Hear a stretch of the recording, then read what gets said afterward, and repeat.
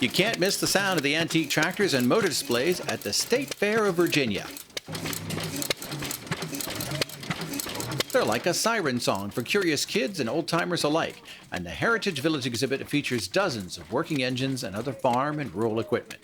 There's even a 1/3 scale miniature hay press, complete with a model steam engine that runs on propane. The steam tractor was actually made in 1977 by the John Tyler Community College.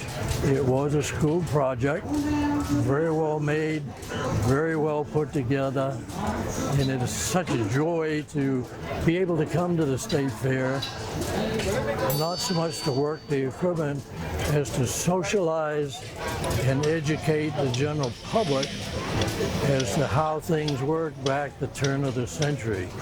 John Soderberg of Virginia Beach has been working with antique engines most of his life and volunteers every year at the State Fair of Virginia and Chip Oaks Plantation State Park. He's happy to demonstrate how much work it took to keep these old machines running and why mechanization changed American agriculture for the better. And he says children enjoy the old machines more than their parents. And they're actually mesmerized by the wheels turning, the gears in motion, and they'll sit and stare, and the parents will have to grab them by the hand and let's go see something else. What's fun is to get a child that's 8 to 10 years old who has been watching, ask them if they'd like to help, and I bring them around and let them help me feed the wire through, tie the bale, and then ask them if they'd like to blow the steam whistle.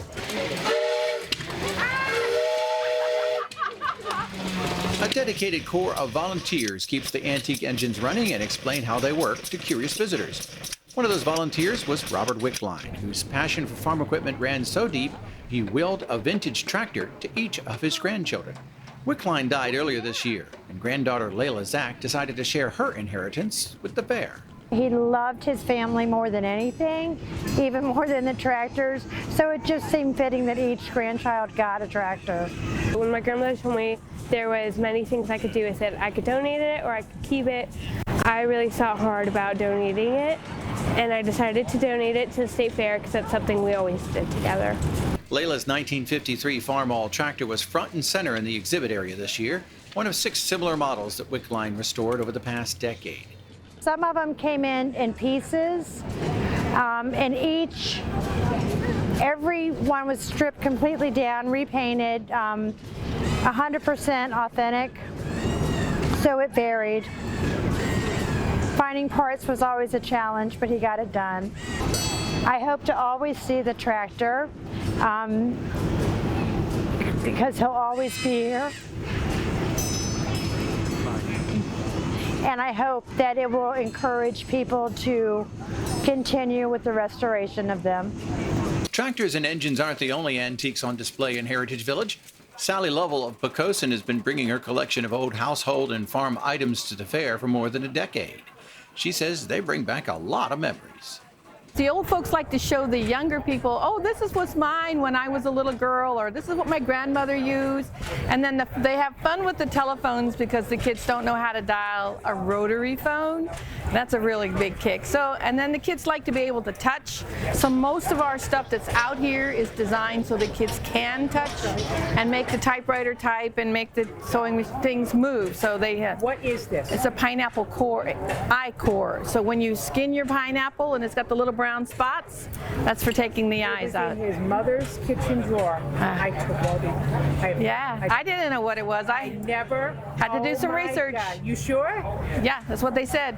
It's a pineapple eye cutter. I found out what this was. Lovell is a retired teacher and enjoys her hobby of showing visitors all of the old technology. From milkshake mixers to toasters to typewriters, much of what is on display is a mystery to youngsters, but not to their parents. A lot of them will tell me about their grandparents, or if they grew up on a farm, they used most of the implements that are here.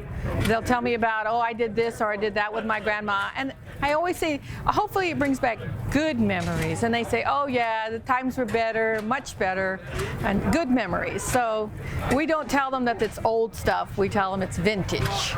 So they don't feel so bad. The 2021 State Fair of Virginia had about 215,000 visitors this year after being closed by the pandemic in 2020.